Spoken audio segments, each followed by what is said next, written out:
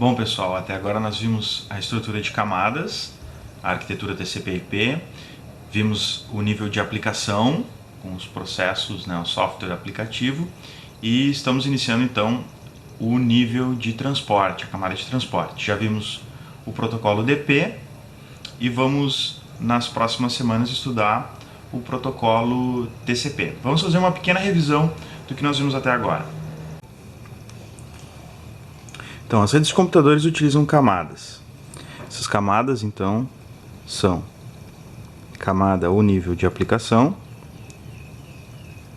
transporte, rede, enlace e físico. O nível de enlace físico está presente na placa de rede. Níveis de rede de transporte no sistema operacional. E o nível de aplicação é o software aplicativo que nós instalamos então no nosso computador.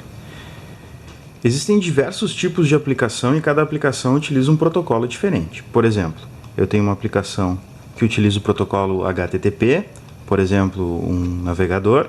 Eu tenho uma outra aplicação que utiliza DNS para fazer resolução de nomes. Eu tenho DHCP, que é outro tipo de aplicação para obtenção de configurações de rede de forma dinâmica, etc. Conforme a aplicação, eles vão escolher um tipo de transporte diferente. Existem dois protocolos de transporte que nós podemos escolher, que são o TCP, por exemplo, o HTTP utiliza o TCP, e o UDP. Por exemplo, o DNS e o DHCP utilizam o UDP. Tanto o TCP quanto o UDP utilizam como nível de rede, o protocolo IP, que utiliza então uma placa de rede. Essa placa de rede pode ser, por exemplo, uma placa de rede Ethernet, pode ser uma placa de rede wireless, pode ser um Bluetooth, pode ser uma coisa assim. Então aqui, relembrando, eu tenho enlace e físico, rede, transporte e aqui o nível de aplicação. Até agora nós vimos os protocolos de aplicação e estamos iniciando o estudo do protocolo de transporte. Vamos pegar, por exemplo, um exemplo de comunicação entre duas estações. Sabemos que toda comunicação é realizada utilizando a arquitetura cliente-servidor. Então, sempre temos um cliente que inicia a troca de informações e um servidor que fica aguardando comunicações. Vamos pegar aqui, por exemplo, um cliente de DNS e um servidor aqui também de DNS. Então, ao ser inicializado, esse servidor de DNS notifica o sistema operacional através de uma API chamada de sockets, dizendo que ele gostaria de utilizar o protocolo de transporte UDP na porta 53. Bom, o sistema operacional, então, se essa porta estiver livre, fornece a porta 53 para ele e cria, então, esse vínculo com esse processo servidor, esse software que está sendo executado na máquina. Então, aqui nós temos o sistema operacional, Pois bem, o cliente, ao querer se conectar com esse servidor, ao querer fazer uma consulta de DNS, o que ele faz? Ele diz também através da API de sockets para o sistema operacional que ele quer utilizar o DP, porém ele não especifica uma porta. Ele diz, olha, o sistema operacional me fornece uma porta livre. O sistema operacional pode dar, por exemplo, a porta 5000 para ele. Bom, esse cliente então diz, gostaria de me conectar com este servidor na porta UDP 53 dele. Então, as informações de conexão, se eu for analisar o cabeçalho UDP, eu vou ter lá porta de origem 5000, porta de destino 53, o tamanho do cabeçalho e aqui um valor de checksum. Então, esse vai ser o pacote, com a consulta, obviamente, aqui é a consulta de DNS, que esse cliente vai gerar para perguntar para esse servidor de DNS quem é algum site, quem é algum nome. Pois bem, então, esse pacote vai ser recebido por esse sistema operacional, por essa máquina, a máquina vai analisar qual é a porta de destino, é a porta 53, então vai entregar para esse processo.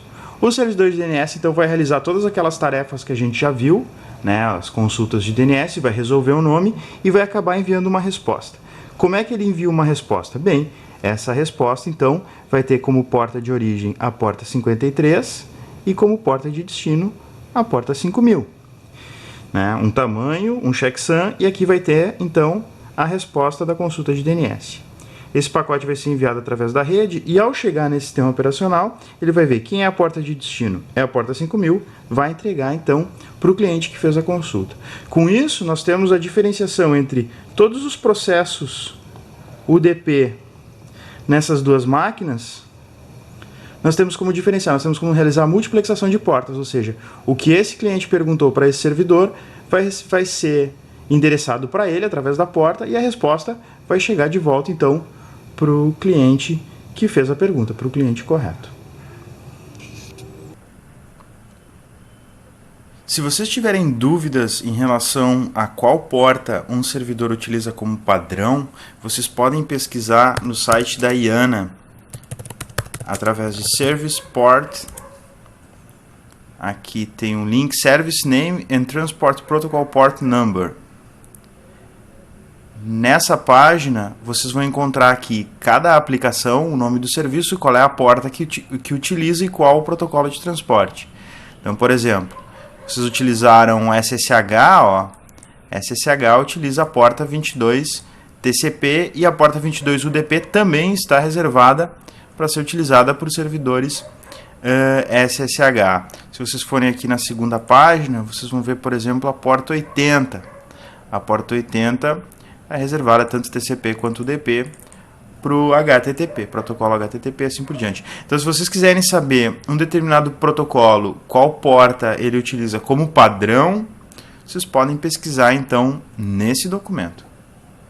Então, na próxima semana, continuaremos com o estudo do protocolo de transporte TCP.